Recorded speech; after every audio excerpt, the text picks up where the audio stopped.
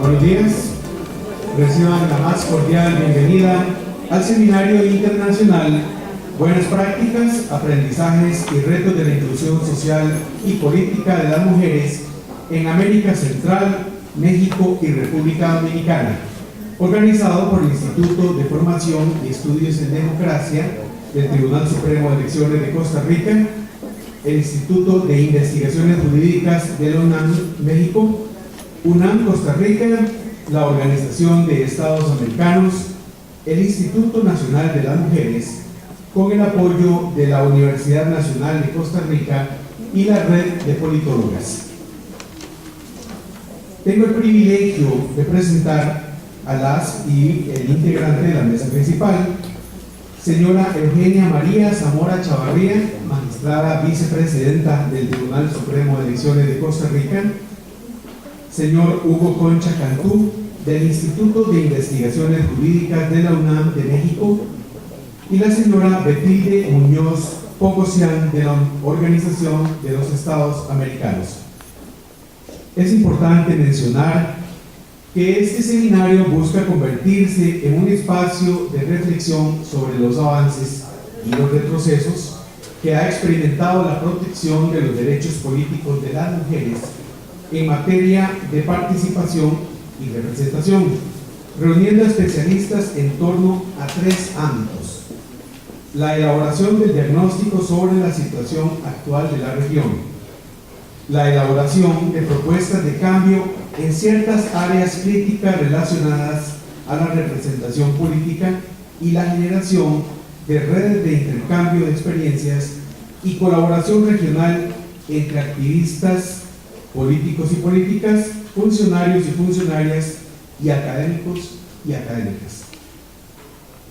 Dentro de sus principales objetivos está el reflexionar de manera multidisciplinar, plural y crítica sobre los desafíos actuales de la participación y representación sociopolítica de la mujer en los sistemas políticos de Centroamérica, México y República Dominicana y otros países de América Latina, con la intención de identificar buenas prácticas en la región y ofrecer propuestas rigurosas y políticamente viables para romper las barreras que dificultan la participación plena de las mujeres en la vida democrática.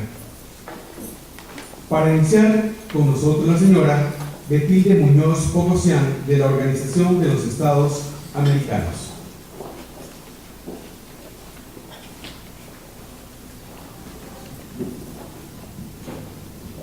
Hace ya 15 años tomé mi primera clase de género, 1999. En esa clase, por primera vez, me puse mis lentes de género. Y desde entonces no dejo de pensar, ni trabajar, ni mover la agenda, ni accionar para atender la imperiosa necesidad de visibilizar las contribuciones que las mujeres podemos hacer a nuestras sociedades. Dejar de hacerlo es dejar de considerar las contribuciones, los aportes, los talentos de 310 millones de personas en América Latina. Así es, de 625 millones de personas según estimaciones de la CEPAL, que es nuestra población latinoamericana, la mitad son mujeres. ¿Cómo podemos hablar de democracia y cómo podemos hablar de desarrollo cuando persisten tan importantes niveles de desigualdad en nuestra región? ¿Será que el rango de desigualdad que la democracia puede tolerar es más amplio de lo que debería ser? Queridos amigos y amigas, existe un amplio reconocimiento a nivel internacional sobre la importancia de la igualdad de género como fin para alcanzar el desarrollo y la consolidación de sociedades más justas y democráticas.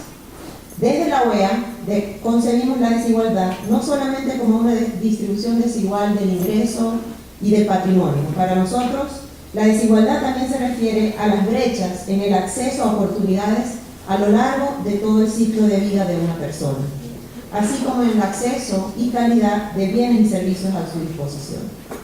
Además, debe ser entendida también en vinculación a los flagelos del machismo, el racismo, la discriminación, la homofobia, la xenofobia y la exclusión social de la cual son víctimas parte significativa de la población de las Américas, como en el caso de las mujeres. a las cuales se les impide, se les anula, se les reducen las posibilidades de ejercer plenamente todos sus derechos humanos. Sin embargo, en la región, a pesar de algunos progresos significativos en distintos ámbitos, la desigualdad entre hombres y mujeres es realmente una más de sus múltiples manifestaciones, dada la intensa desigualdad que caracteriza la región. Las notas distintivas de los últimos años resaltan algunos logros importantes en términos de adopción de legislación y de políticas públicas para el avance de los derechos de las mujeres y la igualdad de género.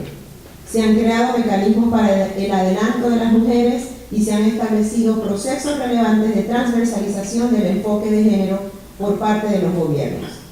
Además, muchos países han adoptado instrumentos internacionales que reconocen derechos humanos fundamentales para las mujeres, tales como la Convención de Belén do Pará, que contiene un mecanismo de seguimiento que da cuenta de los avances de los países en esta materia.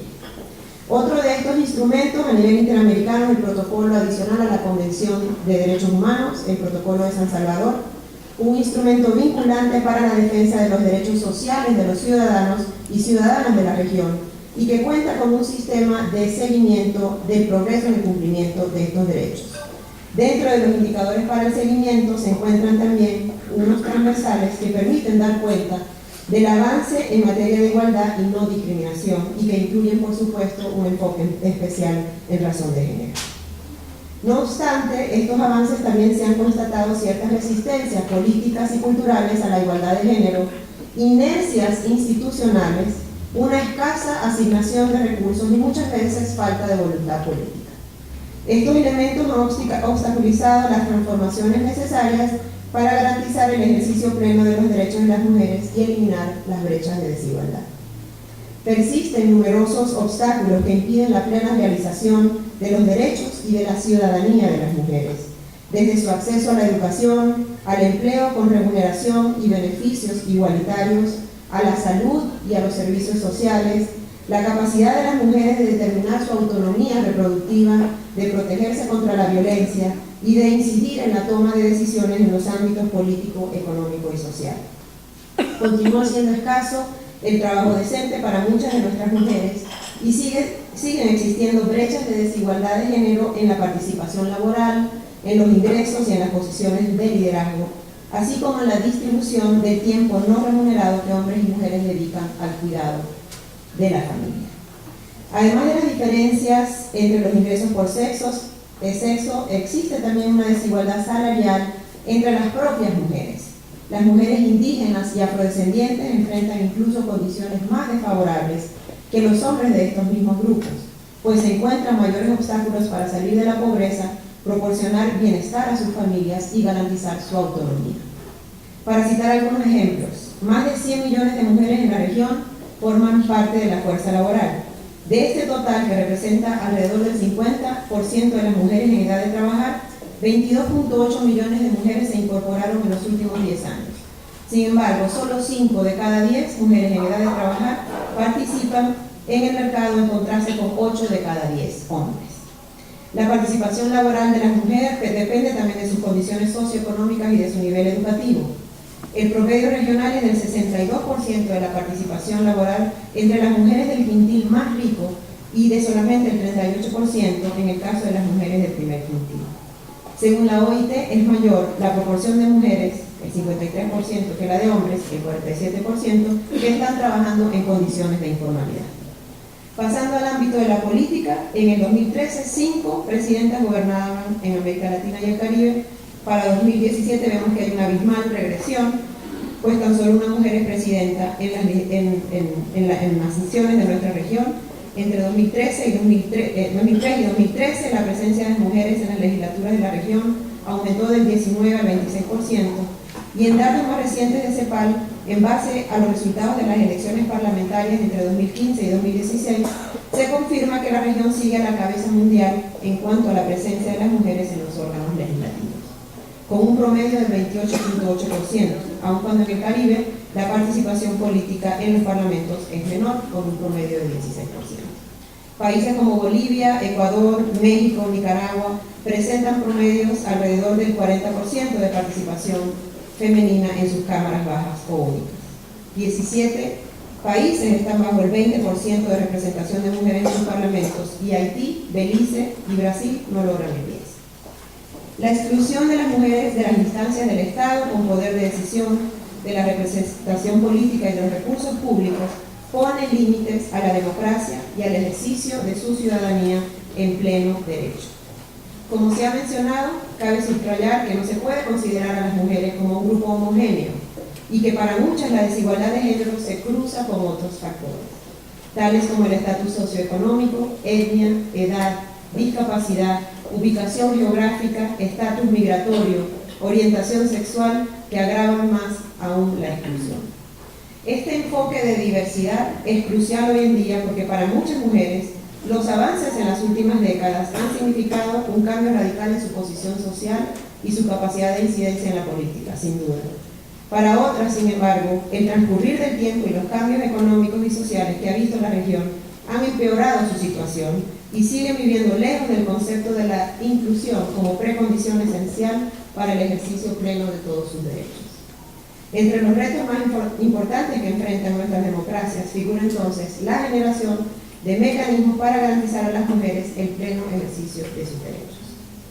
A modo de cierre, quería compartirles que con el lema adoptado por la administración del secretario general Luis Almagro de más derechos para más gente y la creación de la Secretaría de Acceso a Derechos y Equidad y del departamento que represento, el Departamento de Inclusión Social, se ha elevado al más alto nivel la agenda de equidad en la región en el marco de la OEA. Es así que la SADIE, la Secretaría, tiene como principal misión promover la agenda de equidad en la región y apoyar a los Estados miembros en sus esfuerzos para dar seguimiento a marcos normativos regionales que consagran derechos, así como la implementación de políticas públicas que promuevan la inclusión social de las poblaciones en situación de vulnerabilidad, como es el caso de muchas de las mujeres de nuestra región.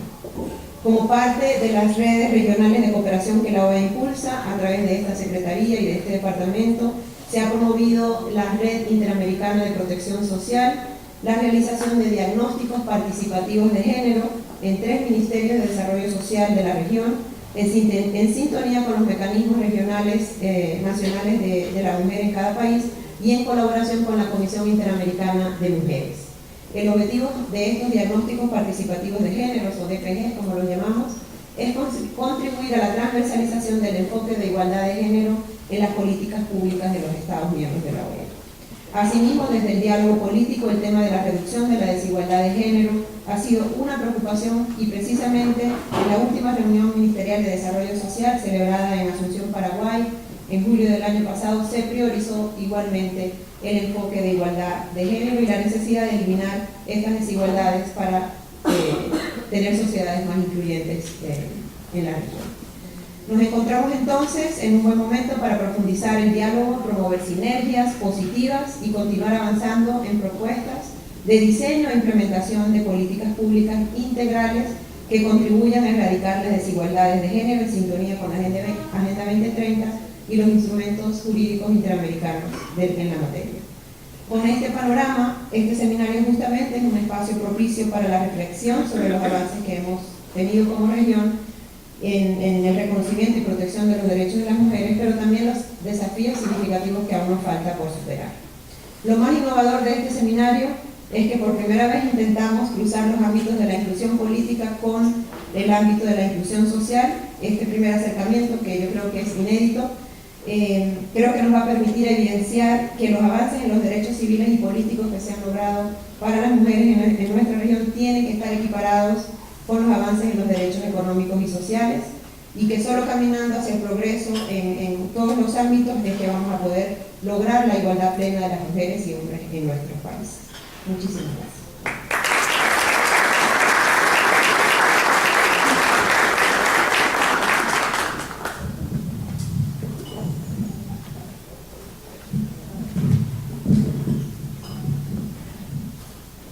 De igual manera, comparte su mensaje el señor Hugo Concha Cantú, del Instituto de Investigaciones Jurídicas de la UNAM de México.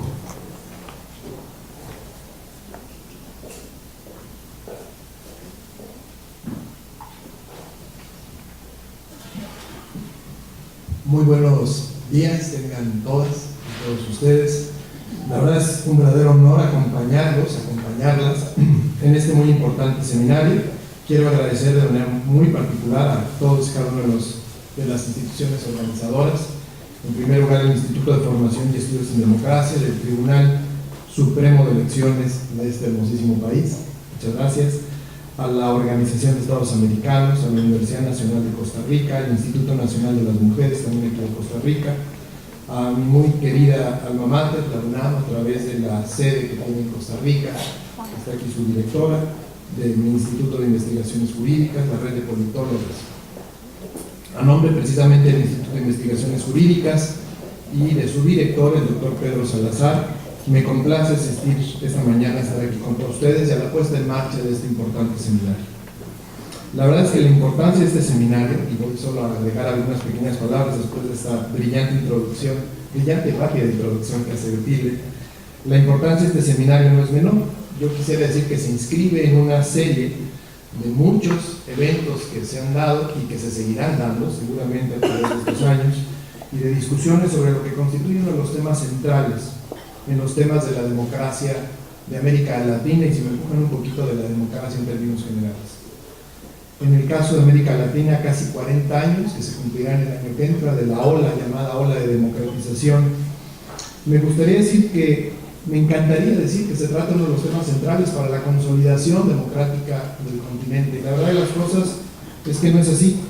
La inclusión social y política de las mujeres es uno de los temas básicos, fundamentales, de arranque de una verdadera democracia. Ojalá pudiéramos decir que ya es de la consolidación, pero se trata de un tema todavía primario, un tema básico para poder hablar de esto.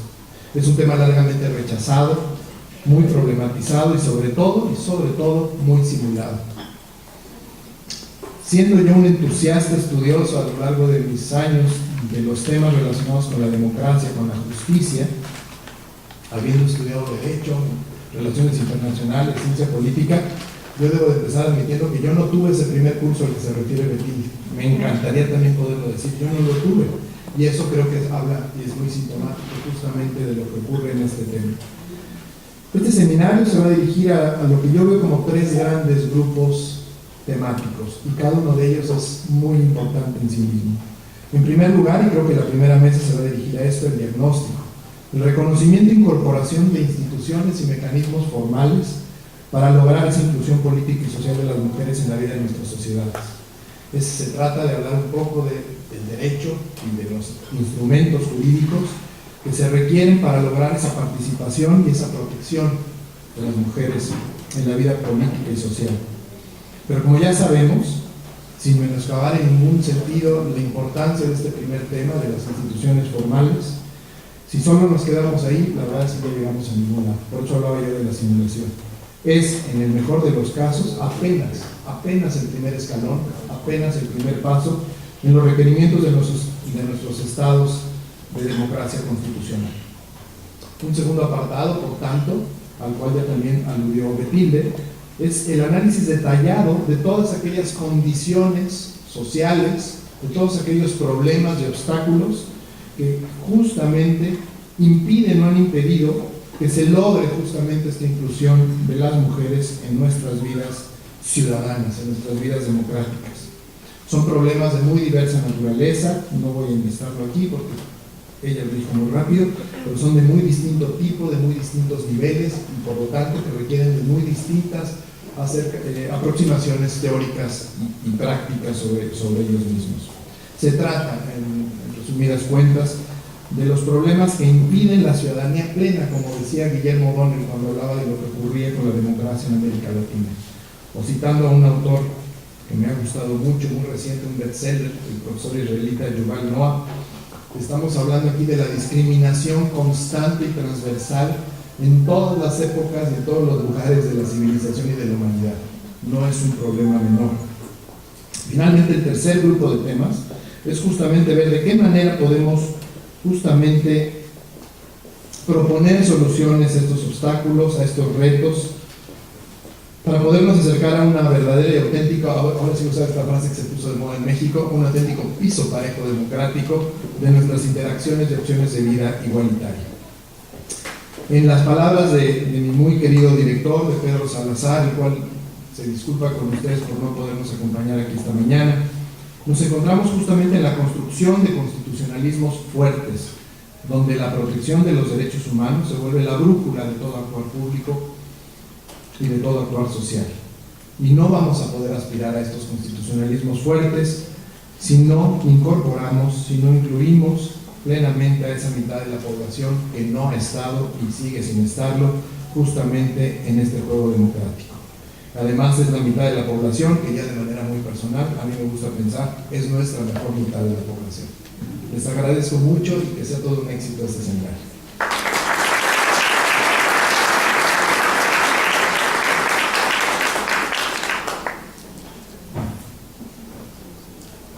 Invitamos también a la señora Eugenia María Zamora Chavarría, magistrada vicepresidenta del Tribunal Supremo de Elecciones de Costa Rica.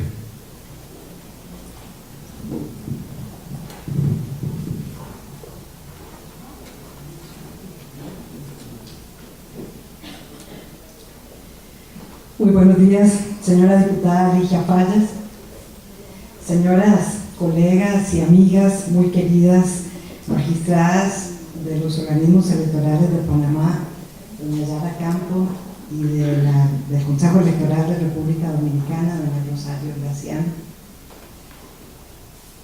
señora Betilde Muñoz Pogosian, representante de la Organización de Estados Americanos, doctor Hugo Concha Candú, representante del Instituto de Investigaciones Jurídicas de la Universidad Nacional Autónoma de México, doctor Hugo Picado, director general del Instituto de Formación y Estudios en Democracia, máster Liliana Aguilar, actual secretaria académica de ese instituto, y gran parte gracias a quienes estamos aquí hoy todas y todos reunidos.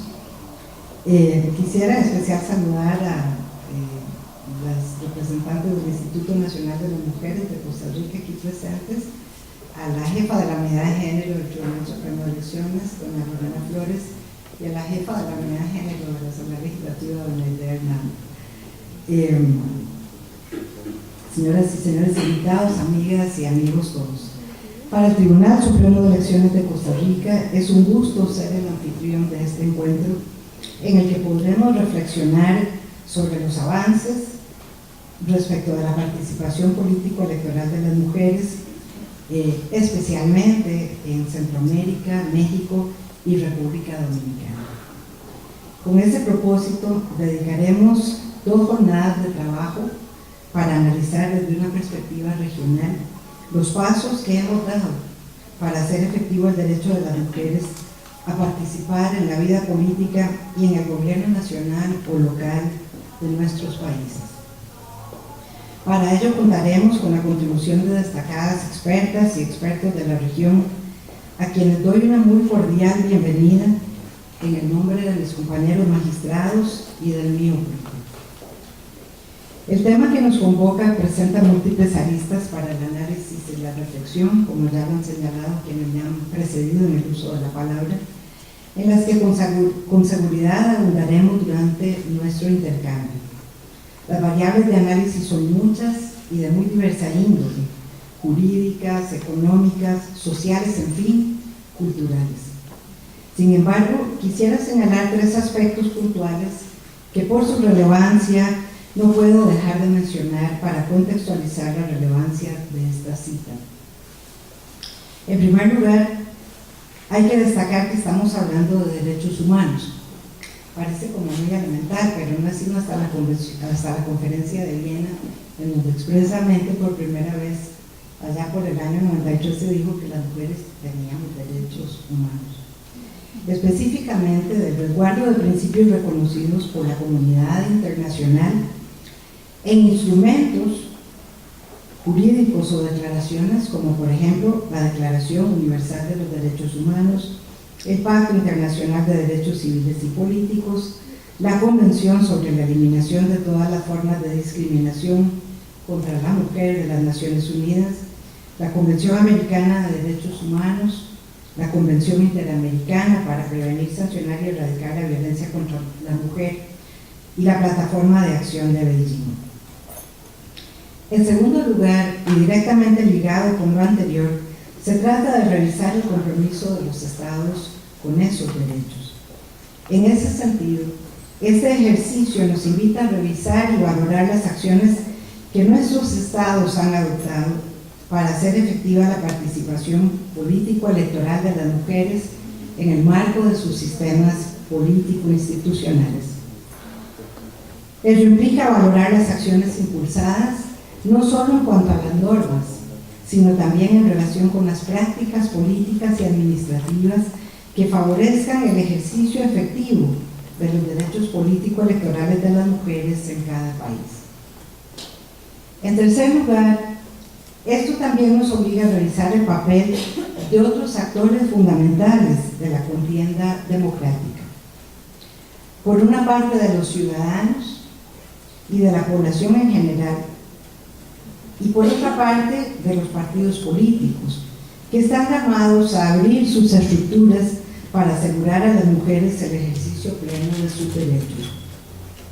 Mientras las agrupaciones políticas no ajusten su funcionamiento interno para asegurar la incorporación plena de las mujeres al ejercicio de la representación política, los esfuerzos normativos e institucionales tendrán solamente un impacto parcial.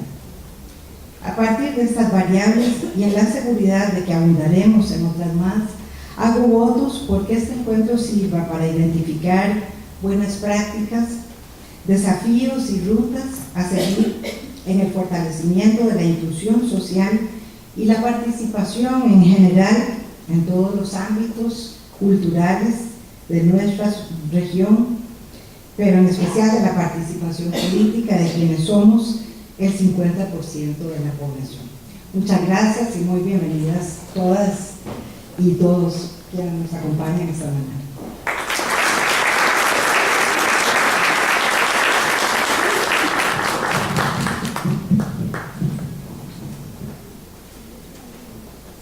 Gracias, doña Eugenia. Es necesario manifestar, en nombre de las instituciones organizadoras, el sincero agradecimiento para las autoridades del Instituto Cultural de México, en la persona de su director, señor Arturo Valencia, que gentilmente facilitó las instalaciones para la realización de este seminario. Dar inicio a la primera de las mesas del seminario. Como pueden ustedes leer perfectamente bien sus programas, esta primera mesa se intitula ¿Cómo es la situación de las mujeres a nivel social y político en las democracias contemporáneas de la región? Es una mesa que, como pueden ustedes inferir, justamente lo que intenta es dar el diagnóstico del estado actual de la situación en la que nos encontramos justamente en el tema central del seminario. Para ello, voy rápidamente a mencionar a las personas que me acompañan en la mesa. Y después, conforme vayan a participar, haré una breve semblanza curricular antes de darles el uso de la palabra. En la mesa se encuentra Betilde Muñoz Pogosian, que como saben es directora del Departamento de Inclusión Social, justamente de la Organización de los Estados Americanos. Está también con nosotros era Rita B. López, que viene del Instituto Estatal Electoral de Participación Ciudadana de Oaxaca. Están también con nosotros, señoramente Luisa Borada, de El Salvador, a Luisa Solano, de Cruzades, que es la Fundación Salvadoreña para el Desarrollo Económico y Social. Y la última persona que está en la mesa es una querida amiga, Teresa Evia, hoy en día consultora independiente, por muchos años funcionaria en el Instituto Nacional de las Mujeres de México, en el Tribunal Electoral, en general siempre ha estado en los temas relacionados con las mujeres y con las instituciones electorales. Bienvenida. Muy bien. Voy a dar la presentación de nuestra primera oradora, que va a ser Betilde Muñoz. Betilde es venezolana, tiene un doctorado en Ciencias Políticas de la Universidad Internacional de la Florida y una maestría en Relaciones Internacionales de la Universidad del Sur de Florida. Se ha desempeñado como directora del Departamento de Cooperación y Observación Electoral de la OEA, donde tuvo a su cargo liderar la etapa de profesionalización del trabajo de observación electoral hoy ya tan conocido por todos los que estamos en el medio cultural. Actualmente es directora del Departamento de Inclusión Social de la Secretaría de Acceso a Derechos y Equidad de la Organización de Estados Americanos. Cuenta con más de 15 años de experiencia profesional y de investigación en temas de América Latina y el Caribe. Betty, además, ha sido autora y coautora de numerosas publicaciones de artículos sobre democracia y elecciones, equidad e inclusión social, entre muchos otros temas, siempre con un enfoque específico en género y en poblaciones en situación de vulnerabilidad. Entre sus más recientes publicaciones se incluye el volumen editado Mujeres, Política y Democracia en América Latina, publicado en el 2017 por Albright Macmillan, Nueva York, y el libro Desigualdad e Inclusión Social, Superando Desigualdades hacia Sociedades Más Inclusivas, publicado recientemente por la propia Organización de Estados Americanos. ¿Tienes que usar la palabra? Como explicaba Hugo, nosotros lo que queremos hacer con este panel es iniciar con un pantallazo sobre la situación de las mujeres a nivel social y político. Creo que la composición del panel va a ser ideal para tener como complementariedad de las visiones, mirándolo desde el, como digo, desde el ámbito más social. Yo voy a tratar de contribuir desde esa perspectiva y también las colegas también se van a abocar a hacer este análisis a nivel de más institucional o político. Pensé organizar la presentación, si me deja esta máquina, haciendo un breve relato de la situación en materia de desigualdades políticas, luego hacerlo a nivel del ámbito socioeconómico para ya adentrarnos en lo que tiene que ver con las implicaciones de estas desigualdades para la democracia y para el ejercicio efectivo de derechos de las mujeres en nuestras sociedades. Y un par de reflexiones finales que tienen mucho que ver con lo que aludíamos al inicio del seminario, y es esta idea de que los derechos de las mujeres son derechos humanos y que para poder avanzar hacia la igualdad plena no podemos descuidar los derechos sociales o económicos, sino que debemos también enfocar y priorizar el trabajo en materia política como también a nivel social. En materia de desigualdad política, o cuál es la situación actualmente, no podemos negar que hemos logrado importantes avances. Ya el voto es universal, obviamente todas las mujeres en todos los países podemos votar, y en promedio las mujeres componen el 50% de los padrones electorales. Quiero también añadir que en promedio las mujeres también constituyen el 50% de la militancia de los partidos políticos. Sin embargo, esto no siempre se traduce en la oferta electoral que los partidos hacen en las elecciones. Las Américas es el segundo lugar comparativamente, y después de los países nórdicos, en tener más mujeres en los parlamentos, con un 28%. En junio de 2017, 11 países de América Latina tienen al menos 30% de mujeres en sus parlamentos, que ya hemos entendido todos que ese 30% es una masa crítica, pero insuficiente para reflejar las contribuciones y los talentos y los aportes de las mujeres, pero bueno, vamos por buen camino. 5 países de la región han adoptado leyes de paridad de género: Bolivia, Costa Rica, Ecuador, México y Nicaragua. Y 3 países, Bolivia, Cuba y México, tienen aproximadamente 50% de mujeres en sus congresos. Comparativamente, de nuevo, a nivel mundial, de los que más tienen. A pesar de los avances, les muestro esta foto. Esta foto es la composición de los que participaron en la Cumbre de las Américas celebrada en Panamá en 2015. En 2015, solo 4 de los 35 Estados miembros de la OEA que participan en las cumbres eran mujeres. Tenemos una nueva cumbre en 2018 en Perú.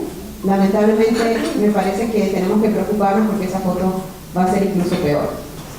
Es decir, hemos avanzado mucho, pero todavía falta mucho por hacer. Solo esto es una manera de ilustrar todo eso que nos falta por hacer. A nivel local también quería mencionar que la brecha es aún mayor.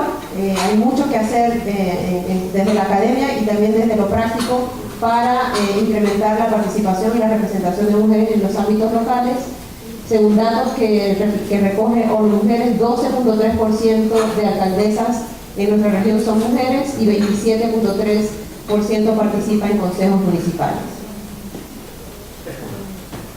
Todo esto para decir, y como para pasarnos al siguiente bloque de discusión, partir de la premisa de que no es posible comprender esta fotografía de los líderes en la Cumbre de las Américas, comprender la subrepresentación de las mujeres en la esfera política, si no entendemos cómo está directamente relacionada y es una expresión de otras formas de exclusión económica y social.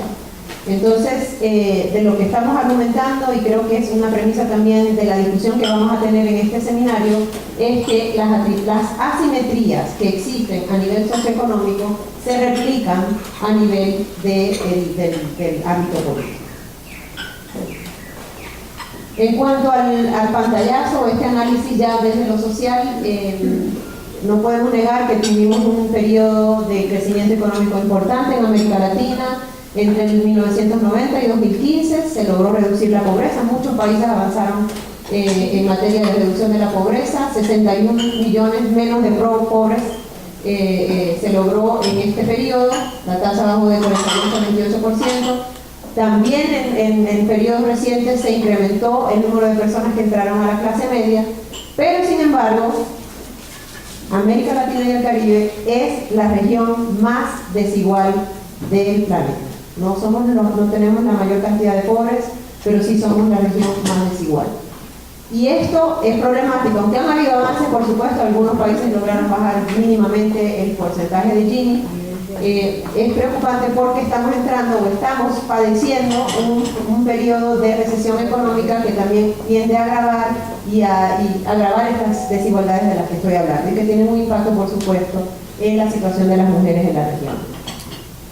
Para darles una mirada al acceso de las mujeres a sus derechos económicos, sociales y culturales, específicamente los económicos y sociales, hay más mujeres pobres que hombres pobres. En 2014, que es el dato que pudimos registrar, el porcentaje de mujeres pobres es 18% superior a la de hombres en esta situación. En los países donde más se logró reducir la pobreza por ingresos, ¿no? Medida por ingresos, porque como mencionaba más temprano también hay otros niveles de desigualdad que vamos a hablar, donde más se logró reducir es el aumento, hubo un aumento en el índice de hogares que son pobres, cuya cabeza de hogar es mujer, y lo mismo que se llama la feminización de la pobreza. Hay un mayor tasa de desempleo de mujeres que de los hombres. 1 de cada 2 mujeres tiene empleo o lo busca, y menores ingresos. Una vez que entran al mercado laboral, los hombres tienen 33% del volumen de ingresos, mientras las mujeres tienen el 23%.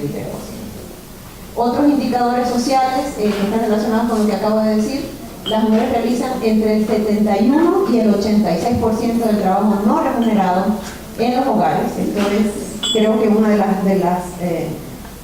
elementos estructurales de la desigualdad que ojalá podamos también abordar y que empecemos también a diseñar política pública para atender. En 2010, 51.6 de las mujeres en América Latina fuera del mercado laboral estaban fuera del mercado laboral para atender labores domésticas y de la familia. Y cuando entran al mercado laboral hay un techo en la incorporación de las mujeres al trabajo remunerado, porque la tasa femenina se ha estancado al 50% de las mujeres que potencialmente pudieran entrar, y cuando entran no siempre son remuneradas de la misma manera o en igualdad de condiciones que los varones. Y es importante mencionar esto. Estudiosos dentro de la propia CEPAL hablan del trabajo como la llave maestra para la igualdad, donde se hace efectiva la redistribución de ingresos y de derechos. Esta premisa creo que es importante que la tengamos como norte, pero también entender los desafíos que aún tenemos con estos datos que estoy aquí compartiendo. En materia de educación, América Latina es uno de los países, de las regiones que ha logrado la paridad de género en la enseñanza primaria. Han habido avances limitados en la reducción de la mortalidad materna, déficit en políticas de salud sexual y reproductiva, no hay pleno ejercicio de los derechos sexuales y reproductivos de las mujeres en nuestra región. En 2010, 13% de las mujeres entre 15 y 19 años fueron madres, un importante problema de embarazo juvenil. En 9 países, entre ellos Panamá, Costa Rica y Nicaragua, la incidencia de embarazo entre mujeres de 15 y 19 años que pertenecen a pueblos indígenas y zonas rurales superó el 20%. En 2014, 2.089 mujeres de 25 países en la región fueron víctimas de feminicidio.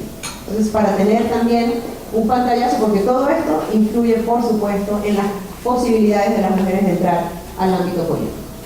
Y aquí también comparto, voy a pasar muy rápido al tema de la seguridad social, que es uno de los derechos económicos y sociales que también gozan las mujeres.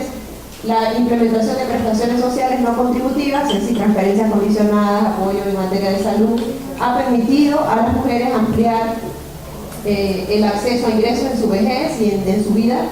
Y es importante porque, dado que dedican mucho de su tiempo al trabajo no remunerado en la vida privada, no siempre tienen acceso a estos sistemas de protección social y de seguridad social contributiva. Volviendo a la fotografía inicial y pensando un poco desde el ámbito más social y sobre todo en el ámbito económico, tendríamos una fotografía similar. Un dato que hemos recogido es que las mujeres en materia de los boards, los executive boards, las grandes empresas, apenas representan el 9% en estos espacios. Entonces, digamos que se replica la fotografía de la Cumbre de las Américas en una fotografía de cómo se está dando la participación de mujeres en espacios de poder económico. ¿Qué implicaciones tienen estas desigualdades para la democracia?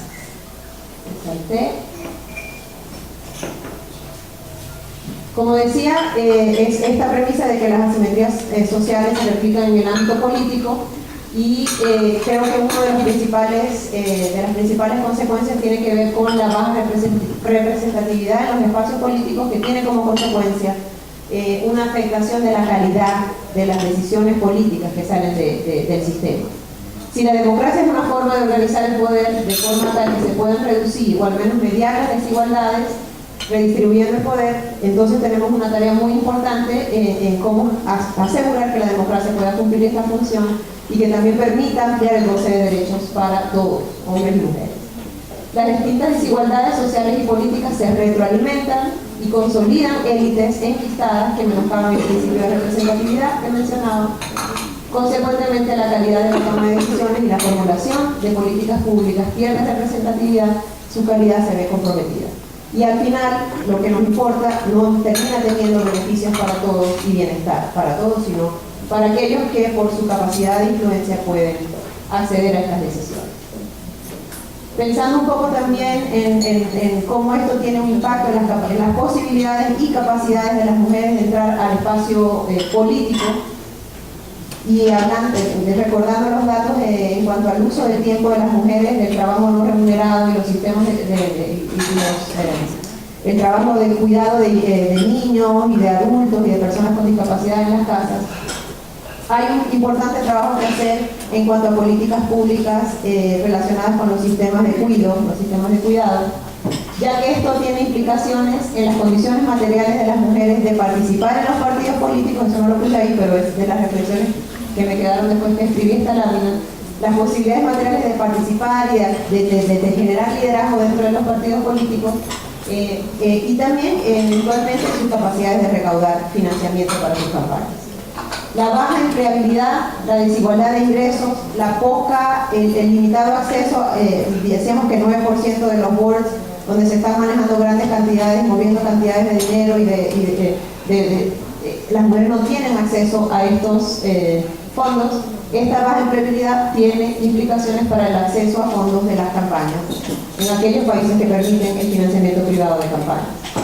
Y la exclusión de las esferas de poder socioeconómico también tiene implicaciones en las condiciones de financiar y recaudar financiamiento para una campaña. Y también hemos hablado en otros libros, y aquí me acompaña Flavia Predinger, con quien coeditamos el libro Mujeres, Política y Democracia en América Latina. Hablamos de techos de cristal, hablando de las posibilidades de las mujeres de emerger en los liderazgos en los diferentes espacios de poder. Techos de cemento que tienen que ver con las autoimposiciones que las mujeres se hacen y que muchas veces tienen que ver con el compromiso que sienten de cuidar a sus familias y de tener que, porque así estructuralmente se ha dado a atender, ocupar su tiempo en actividades privadas y no necesariamente en las públicas. Y techos de billetes que tienen que ver con las posibilidades reales y materiales de las mujeres de acceder a redes de financiamiento de campañas, de recaudar y de dedicar el tiempo para hacer el networking y poderse ubicar financiamiento para llevar una campaña política. Entonces, pensando un poco en estas asimetrías y cómo se replican y qué deberíamos atender, obviamente estos son algunos de los temas pendientes. Estamos con esta pregunta desde la OEA, pensando un poco en el discurso y la priorización que ha hecho el secretario general en materia de ejercicio y goce de derechos de todos y cómo la desigualdad sigue amenazando a la democracia. ¿Qué tanta desigualdad, o sea, cómo ha podido la democracia tolerar los niveles de desigualdad que tenemos? Y no creo que tenga la respuesta, es una pregunta retórica, pero es algo que tenemos que tener en el norte. Se han hecho, Latinobarómetro ha hecho mediciones, también la COP ha hecho mediciones, y hay una correlación directa entre la percepción de la desigualdad de los ciudadanos y ciudadanas de nuestros países y qué tanto apoyo dan a la democracia y qué tanto apoyo dan a las instituciones democráticas. Es algo que tenemos que tener en el radar y ojalá continuar juntos trabajando por el diseño de políticas públicas que reduzcan estas desigualdades. Ya para cerrar, el tema de la promoción de la igualdad no solamente significa igualdad de oportunidades, sino que esas oportunidades se traduzcan también en igualdad de resultados.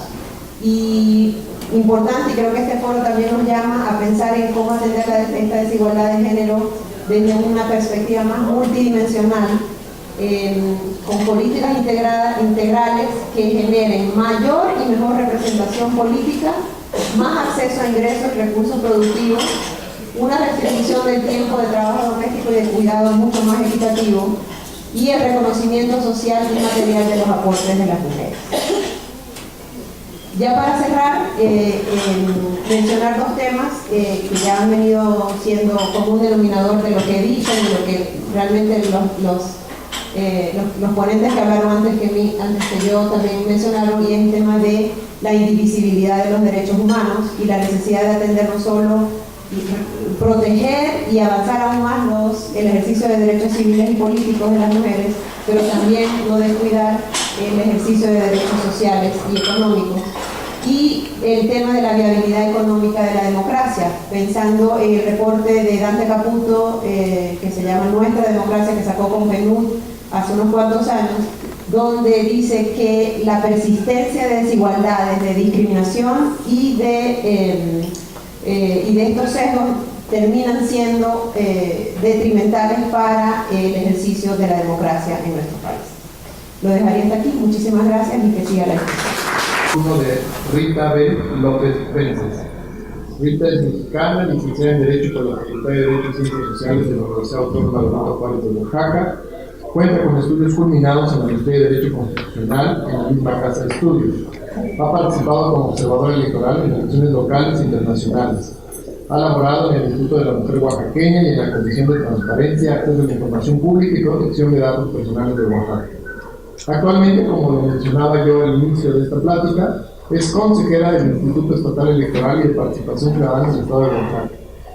Rita es miembro de la Asociación Mexicana de Consejeras Estatales Electorales y coordinadora del Observatorio de Participación Política de las Mujeres de Oaxaca. Bienvenida. Buenos días a todas, a todos. Un gusto estar en este bello país que hace muchos años le declaró la paz al mundo y que todos deberíamos haber seguido ese ejemplo, pero algo pasó en el camino, no llegó esa noticia a todos los demás, pero bueno, por eso me da muchísimo gusto estar aquí, de verdad es un verdadero honor.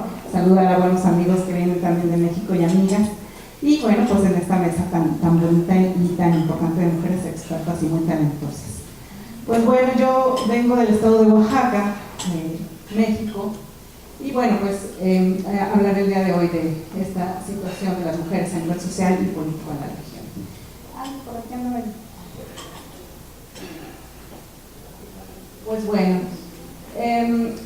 voy a hablar en términos muy generales del contexto nacional, porque más adelante Teresa Elia nos va a hablar más como de ese tema. Yo quiero hablarles, después enfocarme más a lo que sucede en mi estado, que tiene una gran representación indígena. Entonces, más adelante les comento de esto. Bueno, pues en el 2014 hubo una gran reforma electoral que, entre varias cosas novedosas que implementó, una de ellas fue el principio de paridad de género. Y bueno, esto desde el principio fue como el de cómo le vamos a hacer, ¿no? El principio de paridad en la Constitución pues era muy sencillito aparentemente, era que el 50% de las candidaturas tenían que ser destinadas a las mujeres de los partidos políticos y que se iba a cuidar que no las llevaran a los distritos, bueno, ahí en la Constitución eran los distritos perdedores, porque ese era un truquito de muchos años que cuando eran cuotas, pues siempre decían, pues sí, sí hay mujeres, pero las ponían ahí donde no había posibilidades de ganar. Entonces, bueno, pues esta vez se les puso ahí en la Constitución que eso no se valía, eso era trampa. Y entonces, pues tuvimos que las candidaturas iban a ser de esta forma. Y bueno, la Ley General de Partidos Políticos, como también en las leyes locales, comenzaron a ver cómo se le hacía, porque el asunto no era tan sencillo. Este principio de paridad pues tuvo varias pues formas de aplicarlo, bueno, no varias formas de aplicarlo, sino surgieron varias cositas que hubo que ir modificando en el camino, porque luego vino el de, bueno, si las ponemos como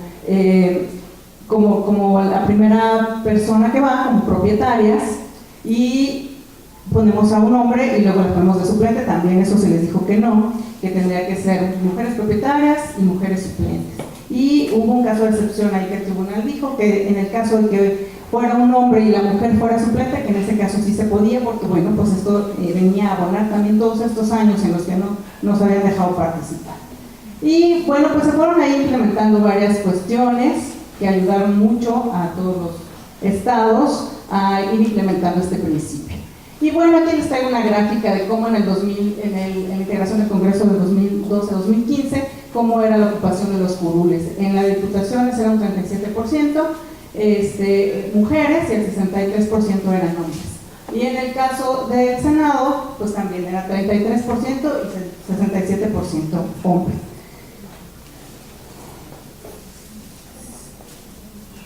Y así tenemos que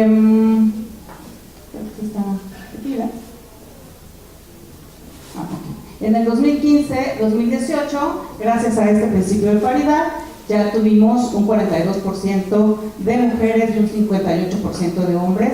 No se logró como esta paridad ahí tal cual, pero sí hubo un aumento muy importante y que según varios estudios nos iban a tomar muchos años llegar a estos números. Entonces, en el caso del Senado fue el 36% y hay 64% de hombres. Estos fueron como los resultados a nivel de Diputación y Senaduría. Bueno, estos fueron algunos casos que se resolvieron, pero ahora les voy a platicar de Oaxaca. Bueno, Oaxaca es el único estado en México en el que tenemos 570 municipios. Casi la cuarta parte de los municipios está en mi estado, y en materia electoral nosotros tenemos 153 municipios que se rigen por el sistema de partidos políticos como el resto del país, y 417 que se rigen por sistemas normativos indígenas.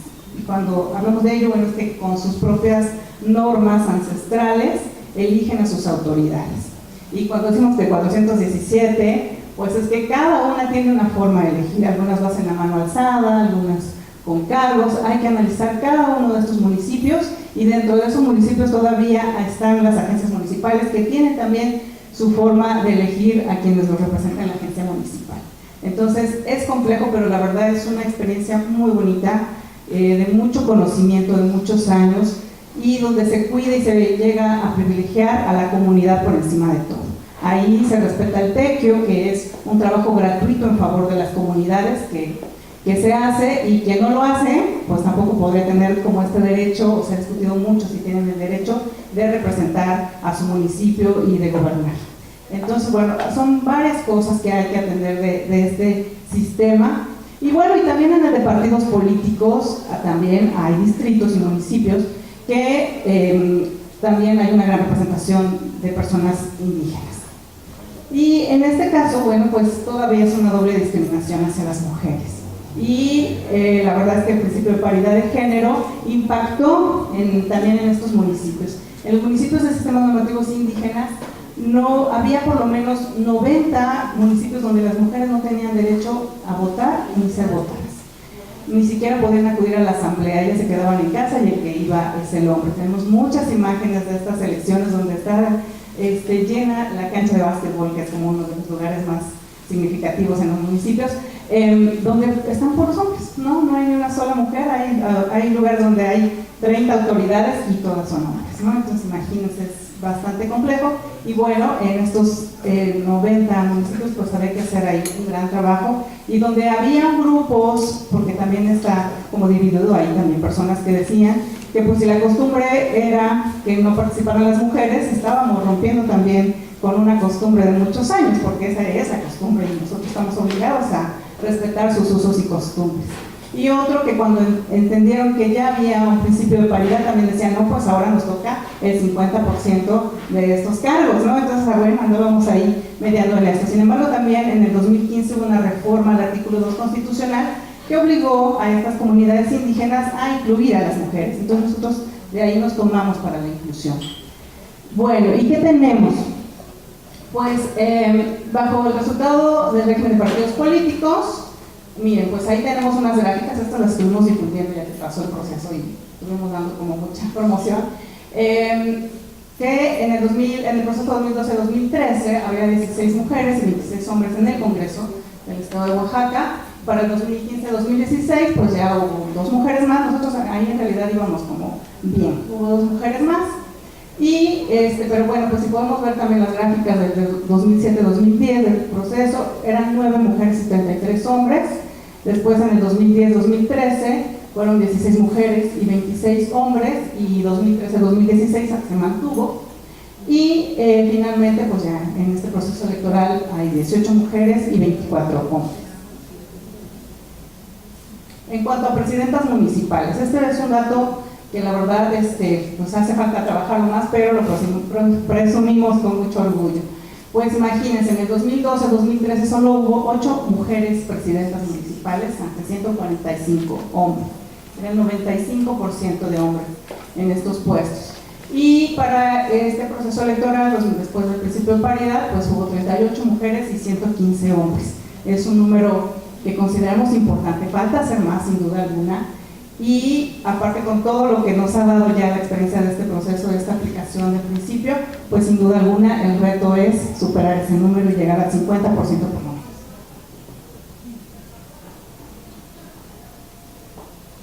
Y bueno, pues en el régimen que les cuento de sistemas normativos internos o indígenas, fíjense, las mujeres presidentas municipales para este periodo 2013 fueron 8 mujeres presidentas municipales. Solo 2 síndicas, 92 regidoras que normalmente las ponen en puestos como regidora de salud o de educación, y 102 suplentes. Ahí era donde estaba el gran número, ¿no?, que ocupaban las suplencias y normalmente eran de hombres. Bueno, pues este es el dato para el 2015. Actualmente hay 58 presidentas municipales en total, 38 por el sistema de partidos políticos y 20 en donde 19 de estos municipios es la primera vez que hay una mujer en toda la historia del municipio que está al frente de la presidencia municipal. Por primera vez en la historia de Oaxaca hay 1.180 mujeres con estos cargos. Prácticamente ningún municipio se quedó sin ninguna mujer. Ahí, como se aplicó la inclusión, el principio de paridad, hay por lo menos una mujer en el cabildo, en una regiduría, y hay ya algunas que están en la regiduría de Hacienda o como síndicas municipales. Estos fueron los datos novedosos que tuvimos. Hay todavía mucho que hacer porque después de la elección y que todos decimos, bueno, pues hubo resultados que se pueden ver a primera vista, después se enfrentaron con una cuestión. Estaban muy contentas organizando todo lo que venía. Ellas toman protesta el 1 de enero y bueno, pues ahí es donde comienzan a haber llamadas. Yo que coordino el Observatorio de Participación Política de las Mujeres, comenzaron a haber llamadas. Oye, hay amenazas de que no las van a dejar tomar posesión, de que ya las están violentando, de que las que están de síndicas quieren que sean regidoras, y comenzó a haber ahí varias situaciones. Bueno, a ver, no voy a adelantar, ya hice un desorden con mi presentación porque ya agarré este tema. Déjenme decirles qué fue lo que pasó. Pues de estos casos, nosotros tenemos documentados 29 casos por violencia política de género, y en el caso de los partidos políticos, lo que sucedió fue que ante el principio de paridad, que ya no había revés y que nosotros hablamos con los partidos, aquí están los lineamientos que vamos a aplicar, esta es la forma. hubo una gran resistencia. Ni en sistemas normativos, ni en partidos políticos ha sido, sí, miren qué bueno, sí, ya, ¿cómo lo hacemos? ¿No? Siempre ha sido, no hay mujeres, ¿cómo le vamos a hacer si no hay? No hay mujeres, no están preparadas, no, sí que vayan, pero vamos a poner un plazo de 10 años, 20, para que tomen capacitación y entonces que demuestren primero que sí pueden y luego pues ya que vengan a ser presidentas, diputadas. No, ese fue en todos. Yo estuve en mesas de sistemas normativos con poblaciones indígenas, los hombres al frente con partidos políticos, y esta era siempre: no hay mujeres, no están capacitadas, no quieren, hay que obligarlas a que vengan, y pues tampoco vamos a obligarlas, ¿no? Esto es un proceso, nos decían. Entonces, bueno, lo que hicieron no se van a aceptar sus listas, no se van a aceptar sus planillas si no tienen el 50% de las candidaturas, en el caso de partidos políticos, no los vamos a registrar y los vamos a estar requiriendo hasta que cumplan. Entonces, lo que se vieron obligados a hacer fue hacer los cambios entre ellos mismos, buscar a amigas de las mismas comunidades y hacer los cambios. Entonces, si estaba de síndica o de regidora, la ponían de síndica, del presidente. Estuvieron jugando con eso, y el día que venía la toma de protesta, pues fue ese el gran problema. Le dijeron: no, pues si yo ya te había dicho que nada más era para cumplir la cuestión de paridad, y luego ya te ibas de regidora o ya te pedías permiso y ya hasta ahí quedaba. Hay ahí un fraude a la ley, un engaño para el que estuvieron utilizando a las mujeres.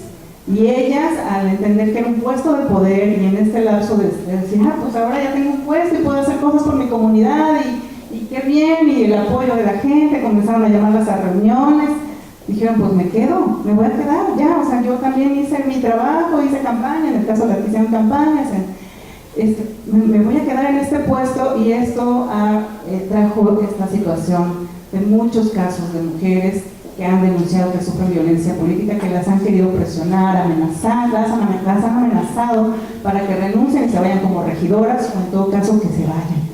Ha sido bien complicado para ellas esto. Tenemos nosotros en el observatorio 29 casos, hay más denunciados que todavía se está llevando una línea de investigación y se está dando acompañamiento, pero tenemos 29 casos por hechos que se pueden considerar violencia política de género por esta situación. Sobre todo en el de partidos políticos hay 14 casos donde todos los partidos políticos han tenido un caso de este tipo. No es algo de uno solo ni de una región, en todos lados.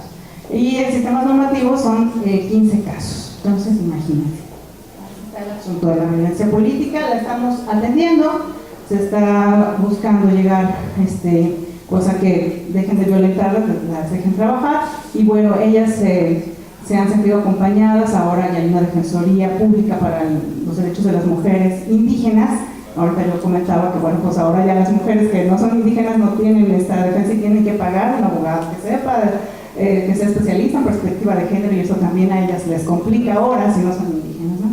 Y bueno, pues ahí están. En el caso de presidentas municipales, imagínense, de las 58, 6 presidentas municipales ahorita han denunciado violencia política por parte de su cabildo. De las síndicas municipales son 5 y 6 regidoras que han hecho este tipo de denuncias. Ay, espérame, ahora sí ya me voy a regresar. Bueno, en el contexto, aquí nos hacen una pregunta. Ay, muy bien. Bueno, ¿qué está pasando en la región? Me parece que en todos los ámbitos, y también por eso cuando íbamos a las comunidades indígenas sobre todo, y las mujeres de verdad, sí había grupos que decían: híjole, es que va a ser muy complicado que participemos, nos tienen que dar otras condiciones. La verdad, ellas están en algunas comunidades más preocupadas por saber qué van a comer ese día que en pensar siquiera en representar a su municipio. Entonces se tienen que atender muchas cosas, cuestiones de salud, de educación. Todavía en algunos municipios se llega a privilegiar la educación del hombre por encima de las mujeres, y también en cuestiones de alimentación, ¿no? Están mejor alimentados los niños varones que las niñas mujeres, que las niñas. Y entonces, pues bueno, ellas tenían otro tipo de problemas, ¿no? Hay comunidades donde hay que caminar 2 horas para llevar a los niños a la escuela. Entonces, ¿yo a qué horas voy a estar en el municipio?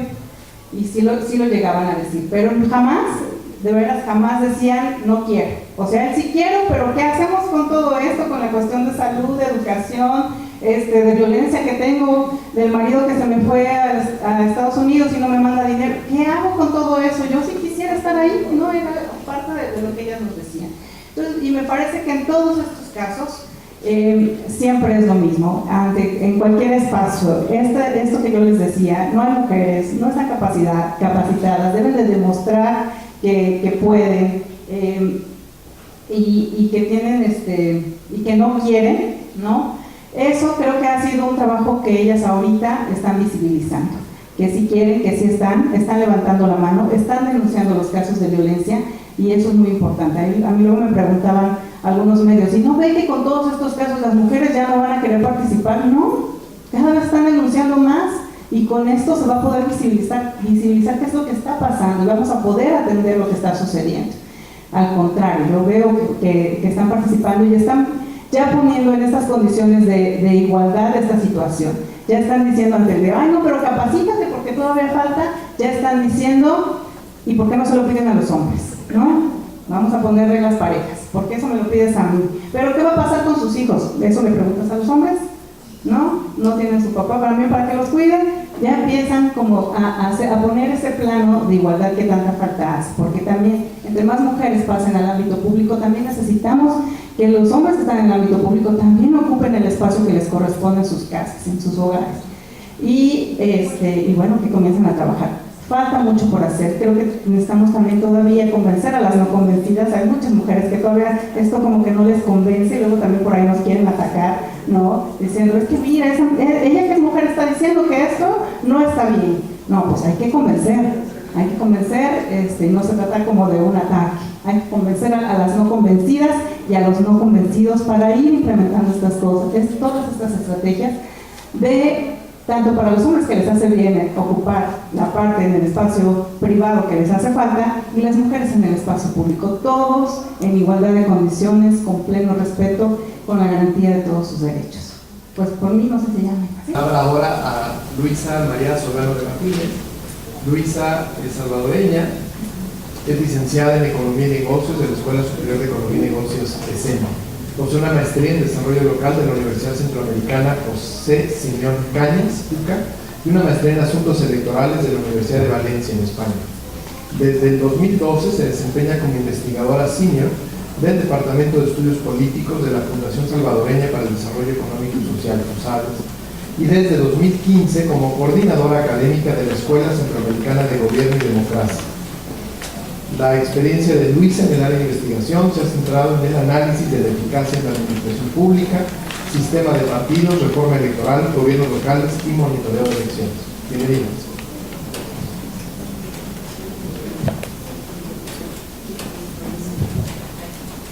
Bueno, muy buenos días, muchísimas gracias por la invitación, por el espacio, de verdad que es un placer estar aquí con ustedes. Y esta mañana voy a tratar de, muy brevemente, dar un vistazo a lo que es la situación social y política de la mujer en El Salvador. Y a pesar de que hay avances, cuando vayan viendo el análisis de las variables, van a ver que los déficits parecen impactar más a las mujeres. Primero, hay un marco legal. En el 96 nace el Instituto Salvadoreño del Desarrollo de la Mujer con el objetivo de promover el desarrollo integral de las mujeres, pero es hasta más de una década después en donde se empieza a aprobar una normativa que permita potenciar el desarrollo de la mujer. Voy a referirme en específico a la Ley de Igualdad, Equidad y Erradicación de la Discriminación contra las Mujeres, que se aprueba en 2011 y aplica tanto al ámbito económico, político, cultural y social. En el ámbito político, ya en la ley se establecía la necesidad de generar condiciones para que las mujeres participen en igualdad, tanto en los procesos electorales como en la elección de cargos de dirección internos en los partidos políticos. Pero es realmente hasta 2013, con la aprobación de la ley de partidos políticos, en donde se incluye la cuota de género, el 30%, en donde empieza a sentirse un poco el fomento a la participación de la mujer dentro del ámbito político. Hay un 53% de mujeres versus un 47% de hombres en la población. Y en la familia, el 36% de los hogares son liderados por mujeres versus un 64% de los hombres. Pero al profundizar en la composición familiar, en los hogares monoparentales, el 85% son liderados por mujeres, en condiciones que son mucho más difíciles en cuanto a la generación de ingresos y al cuidado de los hijos, porque están ellas únicamente al frente de la familia. En cuanto a los usos del tiempo, es interesante observar la brecha que existe entre las horas semanales que un hombre y una mujer dedican a los quehaceres del hogar. En la parte rural, las mujeres dedican 11 horas versus 2 horas que le dedican los hombres.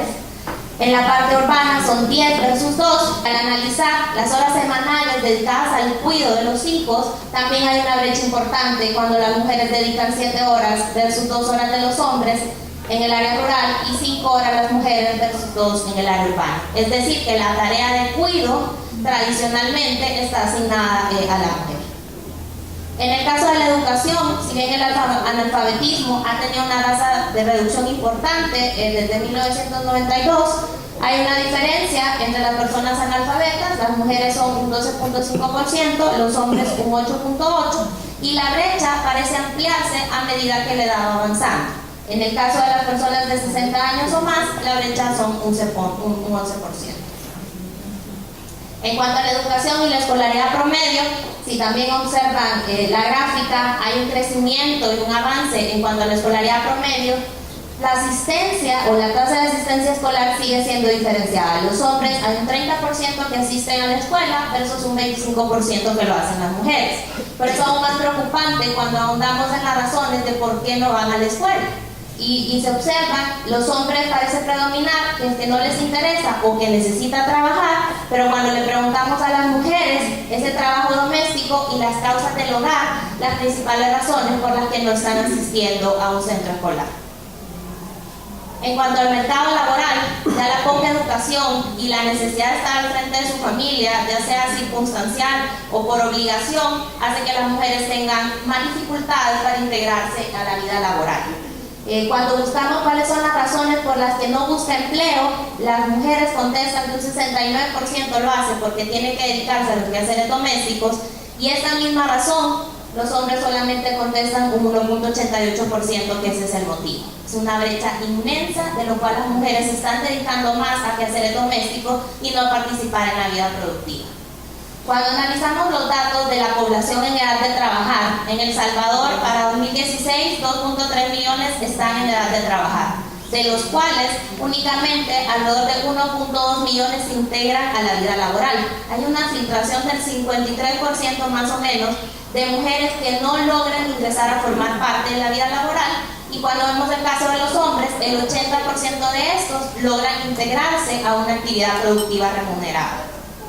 Ya dentro de la población económicamente activa, los hombres tienen un 91% de ocupación y las mujeres un 94%. Pero ya en este caso hay un 53% que se ha quedado fuera de entrar a la actividad económica. En cuanto al mercado laboral, la brecha salarial también sigue siendo importante. El salario de las mujeres sigue siendo más bajo que el de los hombres. Independientemente del nivel de estudio, lo que va variando es la magnitud o la magnitud de la brecha entre el salario del hombre y el salario de la mujer. En promedio, la brecha salarial es de $53 mensuales. Los ninis es un tema importante hoy en día, y en El Salvador alrededor de 360,000 jóvenes no estudian ni trabajan. Y de este grupo, desde hace 20 años, las mujeres, si ustedes lo observan, cuadriplican casi la cantidad de mujeres que no estudian ni trabajan versus lo que lo hacen los hombres. A 2016, 4 de cada 10 mujeres no estaban estudiando ni trabajando versus 1 de cada 10 hombres que no estaban estudiando ni trabajando. Es un grupo vulnerable en una situación, sobre todo en mi país, con el tema de la violencia, que está mereciendo una mayor atención en estos días. Y bueno, no podía dejar de mencionar también algunas gráficas de violencia. El Salvador, lastimosamente, es uno de los países más violentos en el mundo, y las mujeres pues también son víctimas de esta violencia. A pesar de que en comparación con los casos de homicidios de hombres, la tasa de mujeres parece baja, esta ha venido creciendo entre 2014 y 2016. Pero es aún más preocupante que la Fiscalía General de la República destaca que alrededor del 57% de los homicidios de mujeres son catalogados como feminicidio.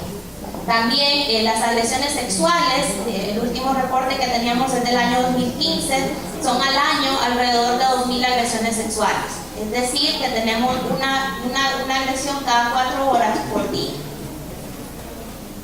¿Cuáles son entonces algunos de los retos sociales? Primero, por cambiar el paradigma en el rol familiar, es necesario establecer que la mujer no está dedicada exclusivamente a la familia y que sí puede participar dentro de los espacios públicos y generar una corresponsabilidad familiar. La tasa de asistencia escolar, las niñas entre 15 y 18 años generalmente se dedican más a las tareas del hogar y es necesario cambiar esta visión para que predomine la necesidad de asistir a la escuela. Y la brecha salarial, que sigue siendo amplia tanto en los espacios públicos como en los espacios privados. Bueno, rápidamente también voy a hablar un poco de la situación política. Mi país ha venido sufriendo una transformación del sistema electoral bastante acelerada a partir de 2012 a raíz de varias sentencias de la Sala de lo Constitucional. Y las mujeres siguen dependiendo del apoyo de líderes para poder conseguir candidaturas. La ley de cuota del 30% también manda a que las planillas de cargos de dirección interna sean integradas por mujeres, pero esto no se traduce en la conformación de los espacios de decisión.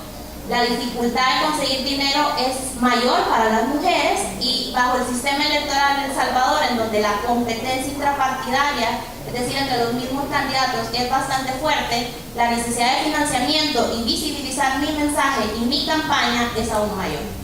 En el caso del FMLN, en sus estatutos, este es el partido de gobierno, el 35% deben ser mujeres y el 25% jóvenes, y en el caso de Arena, que es el principal partido de oposición, únicamente incluye que va a respetar pues, lo que establece la ley de partidos políticos.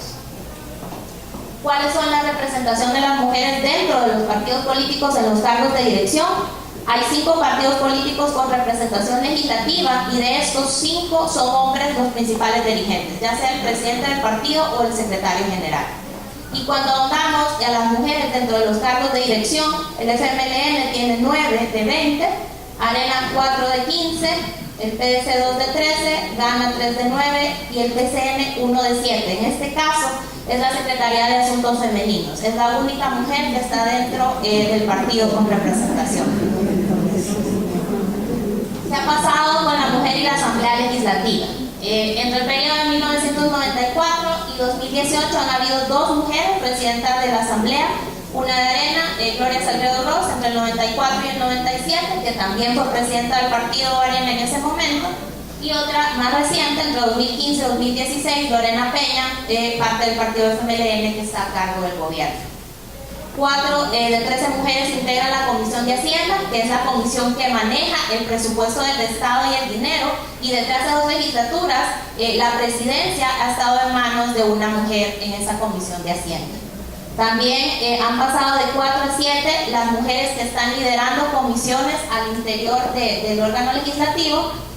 Bueno, y acá no se ve, pero en 2009 se creó el Grupo Parlamentario de Mujeres, una bancada de mujeres que ha estado impulsando también la aprobación de normativa importante para el desarrollo de la mujer, y recientemente también han impulsado la aprobación de tribunales especializados para la mujer.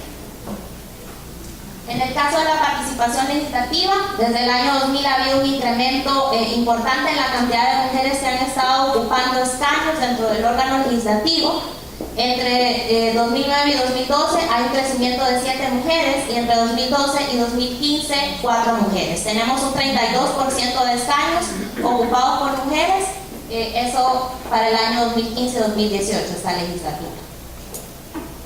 ¿Cuál es la representación legislativa al interior de los partidos? Pues mayoritariamente la bancada de mujeres está compuesta por las diputadas de Arena y del FMLN. En Arena, del total de su bancada, 35 diputados, el 31% son mujeres, y en el caso del FMLN casi tienen paridad, un 48% de las diputadas son mujeres. Para Gana y PDC, 2 partidos minoritarios, no hay ninguna mujer que integre el grupo parlamentario. En el caso de las mujeres y los gobiernos locales, es muy bajo en comparación con los avances que se presentan en la Asamblea Legislativa, alrededor de un 10% de mujeres alcaldesas han sido electas con el pasar de los años. Incluso en 2015-2018, con el establecimiento de la cuota de género en las planillas, únicamente el 10% de alcaldesas fueron electas. En cuanto a la representación local, Arena de 132 alcaldías que tiene la mayoría, 15 son lideradas por mujeres y el FMLN de 84 tiene 7. Ya ha pasado un poco con la ley de cuota. Se aprueba en 2013 con la ley de partidos políticos. Es un artículo transitorio que únicamente aplica a 5 elecciones. No hay mandato de oposición porque el sistema electoral salvadoreño es de listas abiertas y voto combinado. Por tanto, la preferencia y la ubicación la decide el elector. El 30% requerido aplica la fórmula completa, es decir, que se suman las propietarias y las suplentes. Ya vamos a ver más adelante cómo realmente se ha cumplido la cuota. Y no tienen válvula de escape, hay elecciones internas, pero los resultados deben respetar el 30% de integración en las planillas, y si no, si hay una sanción, porque entonces las candidatas la planilla no se puede inscribir si no se cumple el 30% de la cuota. Pero ¿cómo han cumplido los partidos la cuota? Evidentemente todos los partidos políticos la cumplieron en 2015, porque si no, no hubieran podido inscribir candidatas.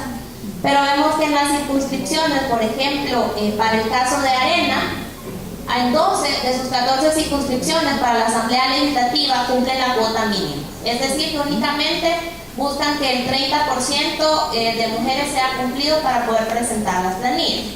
En el caso del FMLN, lo hace en 3 de las 12 circunscripciones, es decir, que se observa una mayor disposición de parte del FMLN de incluir más mujeres dentro de las planillas a competición. Luego, cuando vemos si la ley de cuotas se aplicara únicamente a las diputadas propietarias y no al conjunto de diputadas propietarias y suplentes, en ese caso, para el partido Arena no hubiera cumplido la cuota en 5 circunscripciones. Es decir, que las diputadas suplentes son una mayor cantidad y están supliendo el número para poder llegar a cumplir el 30% de cuota requerida. Es más, para Arena, en 2 de los departamentos que compiten en las elecciones legislativas, no iba ninguna mujer propietaria dentro de las planillas. Para el caso del FMLN, en 2 circunscripciones no hubiese cumplido la ley de cuotas si se aplicara directamente únicamente a las propietarias, y hay un departamento en donde no había mujeres propietarias concurriendo. En cuanto al uso del voto preferente dentro del sistema electoral salvadoreño, para 2009, con el sistema de lista cerrada y bloqueada, el FMLN tenía 11 mujeres que representaban el 69% de la bancada de mujeres en total en la Asamblea Legislativa. En 2012, con el sistema de lista cerrada pero desbloqueada, hay 2 diputadas de Arena que logran entrar gracias a este sistema, es decir, que estaban ubicadas en posiciones perdedoras, llamémoslo así, pero el electorado la sube y logran entrar a la Asamblea Legislativa, y para el caso del FMLN lo hace en una.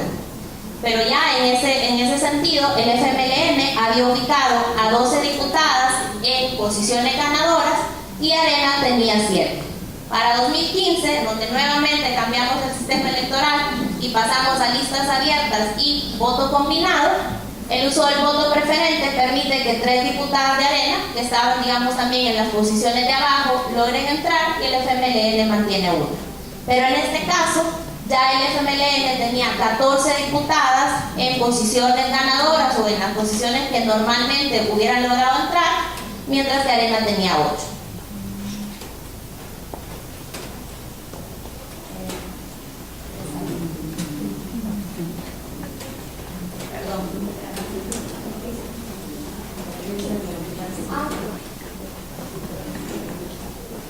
Perdón. Ya casi al final. Bueno, les cuento. También un poco el análisis se hizo para el AMS, que es el área metropolitana de San Salvador, que concentra alrededor de 1/3 del electorado, en donde únicamente se elige, hay 14 municipios, y de estos solo hay una alcaldesa, hay 6 síndicas, que es como la segunda al mando dentro del consejo, y hay 45 concejalas propietarias y 27 concejalas suplentes. Es decir, que los avances dentro del gobierno local, digamos, son más tímidos aún en cuanto a la incorporación de mujeres. Y así que dejamos la última lámina para concluir. Y un poco los retos políticos que yo establecía era que era necesario mejorar la base social y tratar de cerrar las brechas que no permiten que la mujer también aspire a participar en espacios públicos. El otro reto que mencionaba es el tema del financiamiento y la capacitación. Es necesario que las mujeres puedan acceder a fuentes de financiamiento para sus campañas. Y finalmente, es la última.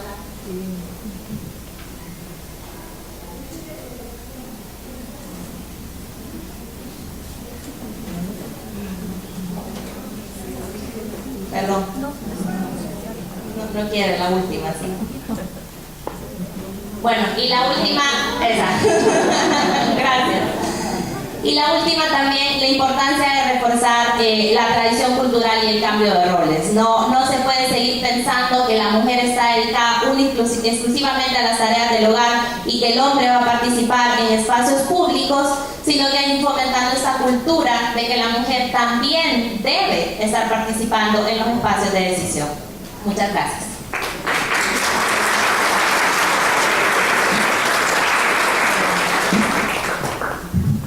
Muchísimas gracias, Luisa. La última oradora de esta mesa va a ser Teresa Heredia Rocha. Teresa es mexicana, tiene una maestría de estudios de género por la Universidad de Essex, Inglaterra. Durante 10 años fue funcionaria del Instituto Nacional de las Mujeres, donde tuvo a su cargo la Dirección de Participación Social y Política. De 2011 a la fecha ha participado en distintos proyectos en el Programa de las Naciones Unidas para el Desarrollo y ONU Mujeres vinculados con derechos políticos de las mujeres. Ha trabajado con prácticamente todos los partidos políticos mexicanos en el fortalecimiento de liderazgos femeninos.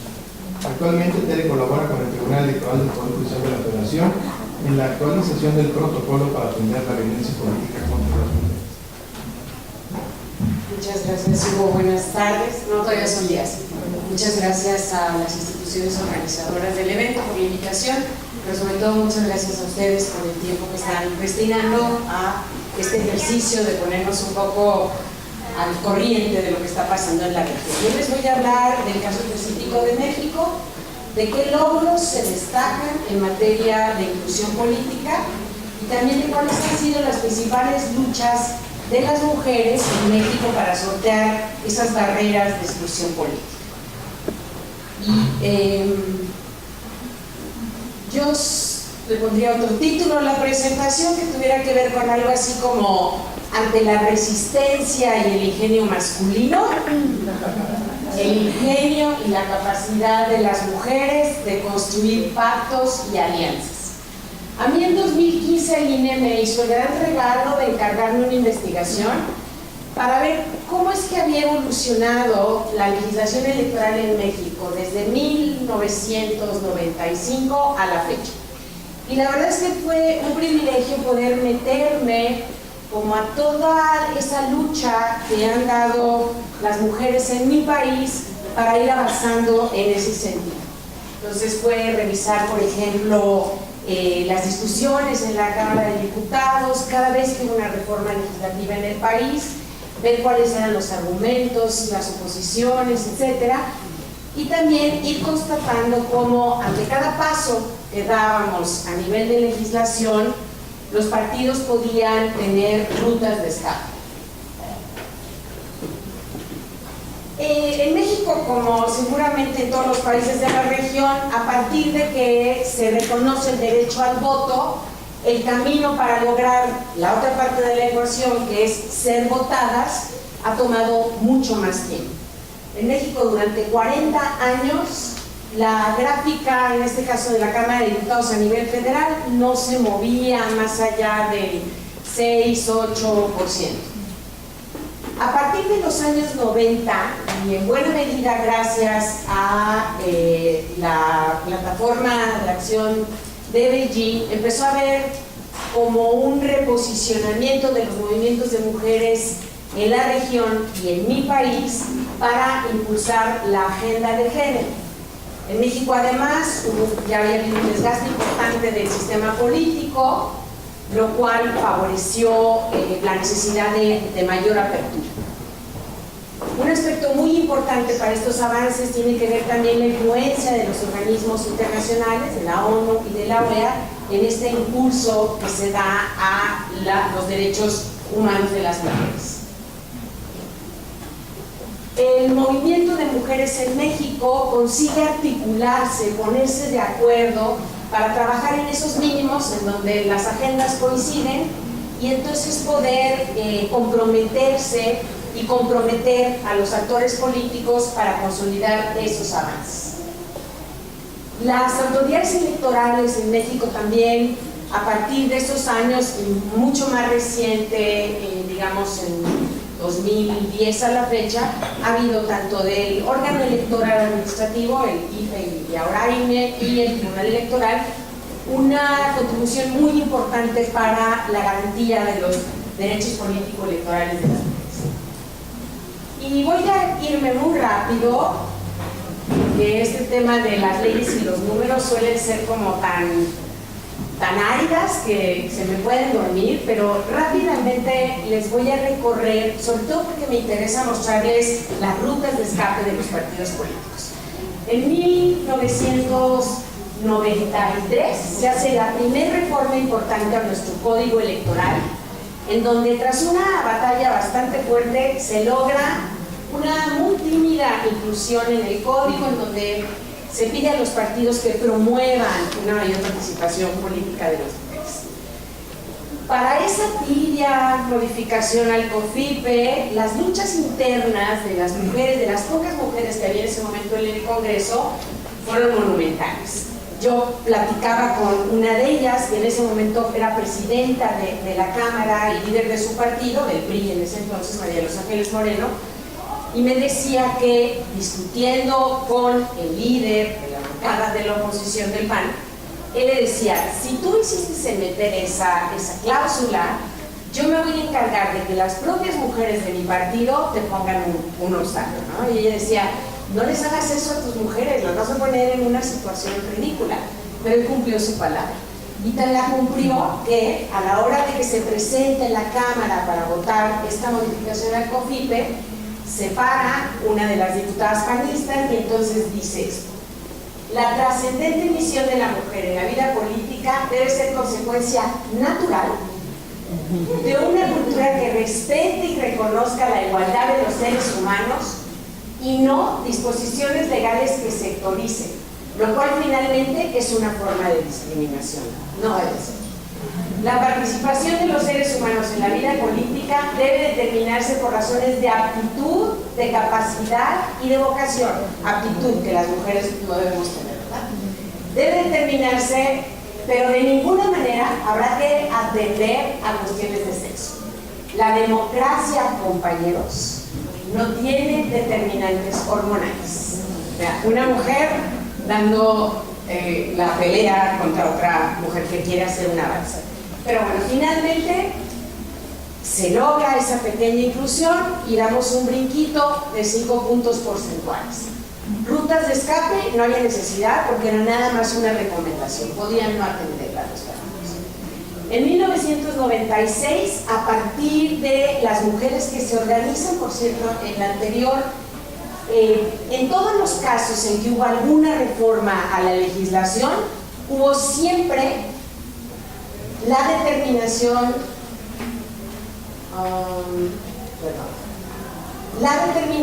de grupos de mujeres que lograban presionar a las cámaras para que hubiera esos avances. Por ejemplo, en 96, la Asamblea Nacional de Mujeres para la Transición Democrática, o en el junio del 97, un grupo que se llamó Avancemos un Trecho, con un compromiso de los partidos políticos a favor de las mujeres. Ahí se consiguió la sugerencia de un 30%, los resultados fueron un avance de 3 puntos porcentuales, Las rutas de escape también no eran tan importantes porque no había ninguna sanción si se incumplía. Los partidos cumplieron con esa recomendación del 30% con las suplencias, como nos decía Luisa, y pues colocaban a las mujeres al final de las listas de representación proporcional porque tampoco había mandato de oposición. En el 2002 hay una reforma más importante porque ya vuelven obligatorias las cuotas, pero consigna una excepción en el caso de las candidaturas de mayoría relativa que sean resultado de un proceso democrático de los partidos políticos. Ahí hubo un brinco importante de 8 puntos, pero la siguiente elección retrocedimos 6 puntos. Eso hace que las mujeres que ya de por sí estaban organizadas, como les pueden ver en los recuadros, en cada caso hubo 1 o 2 eventos o pactos importantes de mujeres políticas que además iban en asociación con mujeres de organizaciones sociales, del movimiento feminista, de la academia, de los medios de comunicación, que iban logrando estos avances. En el año 2008 es la reforma más importante al Código Electoral, se eleva la cuota a 40%, se mantiene la excepción a la cuota, hay mandato de posición, llega bastante fortalecido el Código Electoral y eso hace que pasemos de 23 a 28% de mujeres en la Cámara de Diputados. Aquí se da el fenómeno ese que llamamos nosotros de las Juanitas, que no sé si ustedes lo conocen, en donde por cumplir con la cuota los partidos registran a mujeres como titulares, pero llevan suplentes varones que en realidad son los que verdaderamente el partido quiere que lleguen. Una vez que alcanzan el triunfo y toman posesión, a la siguiente sesión las mujeres dicen: perdón, se me olvidó que tenía unos pendientes en mi casa y entonces va a pasar a ocupar el cargo mi compañero de fórmula, que además en muchos casos eran políticos súper conocidos, que era obvio que eran los que realmente el partido quería que ocuparan el lugar. Eso hace que en el año 2011 una red que se llama Red Mujeres en Plural, a la cual yo pertenezco, presenta ante el Tribunal Electoral una impugnación a un acuerdo del Consejo General del IFE, en donde dice: oye, asegúrate de que los partidos no vuelvan a hacer eso de que en las fórmulas haya mujer propietaria, hombre suplente, para hacer al final esta trampa. Y por otro lado también pone en entredicho la excepción al cumplimiento de la cuota. Hay una sentencia en México que es paradigmática, que es la 12624 del Tribunal Electoral, que modifica radicalmente esta manera de ir teniendo rutas de escape de los partidos, porque elimina en la práctica la excepción a la cuota y además obliga a que las fórmulas de propietario y suplente sean, no se ve, del mismo género. Lástima, no se ve, pero lo que está ahí que no ven es un periódico que tiene 1000 nombres de mujeres, porque cuando la sentencia del tribunal sale, ya muy poquito antes de que empiece pues ya el proceso electoral, los partidos políticos dicen: oye, pero ¿cómo le vamos a hacer? No hay mujeres, ¿no? Lo que ya nos mencionaba Rita. Y entonces en la red Mujeres en Plural, que hay una representación a nivel nacional, nos dimos a la tarea de buscar estado por lo menos 30 mujeres políticas activas en algún partido, más variadito, y sacamos un desplegado en el periódico en donde decía: a los presidentes de los partidos políticos, 2 puntos, con el fin de apoyarles en la aplicación de la histórica sentencia del Tribunal Electoral, integramos una lista de líderes políticas. Estaremos atentas al cabal cumplimiento de la sentencia. Para ello cuentan con todo nuestro apoyo. Si así esas 1000 no les bastan, tenemos otras tantas. No es cierto que no haya mujeres. Ustedes más bien quieren mujeres a modo y finalmente hacer trampa, ¿no? Este brinco México nos lleva a 37% que les mencionaba Rita, que son 9 puntos porcentuales. O sea, fíjense, cuando los partidos se van viendo acorralados y ya no tienen manera de escapar, resulta que las mujeres avanzan de manera muy importante. En el 2014, que ya compartía Rita, se da la reforma definitiva a la Constitución, en donde se establece el mandato de paridad, se obliga a que las fórmulas de propietarios suplentes sean del mismo género, hay mandato de posición, etcétera. O sea, cada vez se van cerrando más.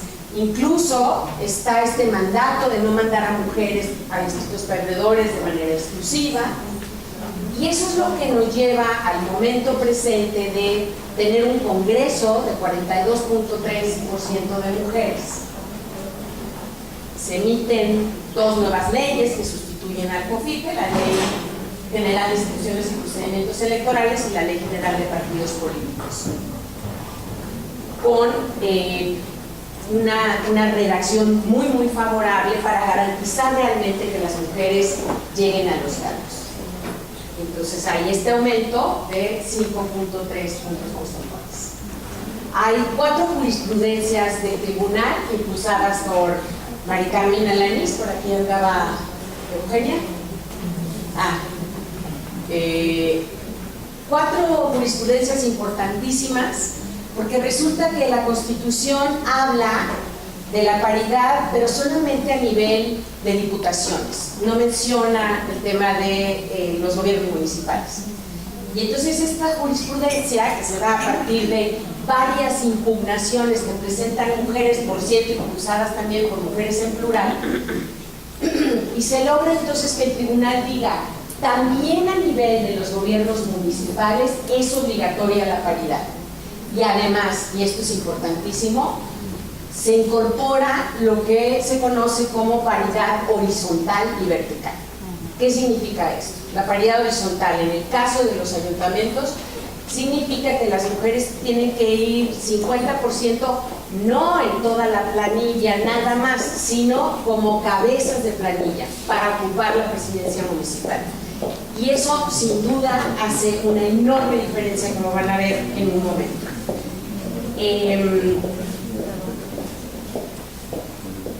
Y también algo muy importante es que se otorga interés jurídico, interés legítimo a cualquier mujer o cualquier integrante de un grupo que tenga alguna desventaja para presentar un juicio o impugnar. Porque, por ejemplo, la María Elena Chapa, que estaba al frente del Instituto de la Mujer de Nuevo León, presentó varios juicios, porque su congreso es súper retrógrada, y entonces le decían, a ver, ¿tú eres candidata? No. ¿Vas a ser candidata? No. Entonces tú no tienes interés jurídico. Y lo que hace esta jurisprudencia, la 8 y la 9, es decir, sí, cualquier mujer puede impugnar, interponer un juicio, porque está defendiendo un derecho colectivo. Y eso también es súper importante, porque, por ejemplo, una estrategia que manejamos fue, a ver, está bien difícil que tú, que perteneces al estado de Oaxaca, impugnes porque se van a ir contra ti, pero yo, que pertenezco al estado de Nayarit, puedo aducir interés jurídico y entonces interponer un juicio en favor de las mujeres de tu estado. ¿Qué pasa a nivel de los estados con esta progresista legislación? Bueno, en las constituciones de los 32 entidades federativas del país está la paridad ya como un mandato. Para candidaturas de ayuntamientos está en 30 de las 32, lo cual es un porcentaje muy alto. Y la paridad horizontal y vertical está en 20 de esos estados, que también es muy importante. Pero aún si no está en su ley electoral, por mandato de la jurisprudencia, las mujeres pueden pelear. Miren esta gráfica, es nuestra Cámara de Diputados, empezando en el 85.